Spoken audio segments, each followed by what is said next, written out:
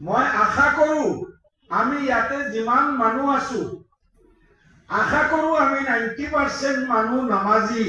এবাৰ হাত দাঙি সবে কক ইনশাআল্লাহ। যিসকল নামাজি নহও আজিৰ মেহফিলত বহি ৰহমতওয়ালা মেহফিলত বহি দোয়া কৰি আছো আল্লাহ তাআলাই আমাৰ সবক নামাজি বনাই দিও। এবাৰ সবে কক আমিন।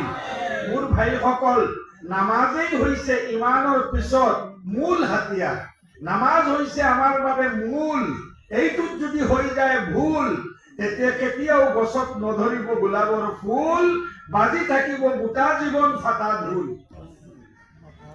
नमाज़ें हुई से ईमानों की सत ईमानदार के लिए ईमान के बाद सबसे पहला अल्लाह का हुक्म से सबसे पहला अहम हुक्म नमाज है। नमाज़ें हुई से हमारे कारणे मूल।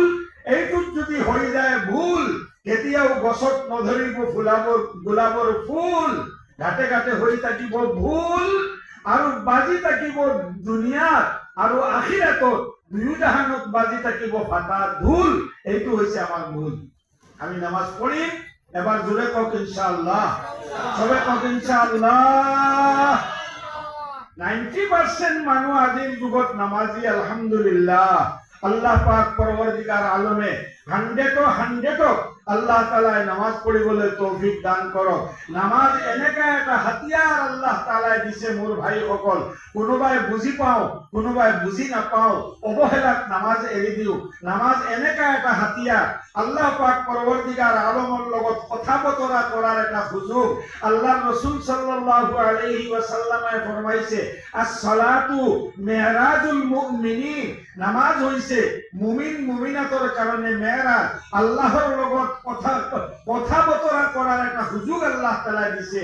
আমাৰ নবী সাল্লাল্লাহু আলাইহি ওয়াসাল্লামে মেৰাজৰ পৰা যেতিয়া 5 টাইমৰ নামাজ লৈ উভতি আহি আছে, তেতিয়া আল্লাহ তাআলাই কৈছে, হে মোৰ হাবিব, তুমি 5 টাইমৰ নামাজ লৈ গৈ আছা, যোৱা যাই পেলাই তোমাৰ উম্মতৰ মতামাইকিক জনাই দিবা, যিসকলে এই 5 টাইমৰ নামাজক গুৰুত্ব সহকাৰে আদায় কৰিব, আমি আল্লাহ পাক পৰৱৰ্তীগাৰ আলমে তেওঁলোকক 50 ওয়াক্ত নামাজ পঢ়াৰ সওয়াব দান কৰি দিম। জোৰে কক সুবহানাল্লাহ। আল্লাহ তাআলা দিছে অফার। আখিরি জমানার নবী আল্লাহর হাবিব জনাবে মুহাম্মদুর রাসূলুল্লাহ সাল্লাল্লাহু আলাইহি ওয়াসাল্লামের উম্মতের কারণে আল্লাহ পাক পরওয়ারদিগার আলমে বিশেষ বিশেষ অফার রাখিছে। আল্লাহ তাআলা নামাজত দিছে অফার। আল্লাহর কুদরতের ইরাদা হল মোর উম্মতে, মোর নবীর উম্মত কম বয়সীয়া মানুহ, মোর নবীর উম্মতে কম দিনৰ ভিতৰতে কৰি ল'ব আখিৰতৰ বেছি বেপাৰ, আৰু কিয়ামতৰ দিনা মোৰ নবীয়ে কৰিব ৰেফাৰ।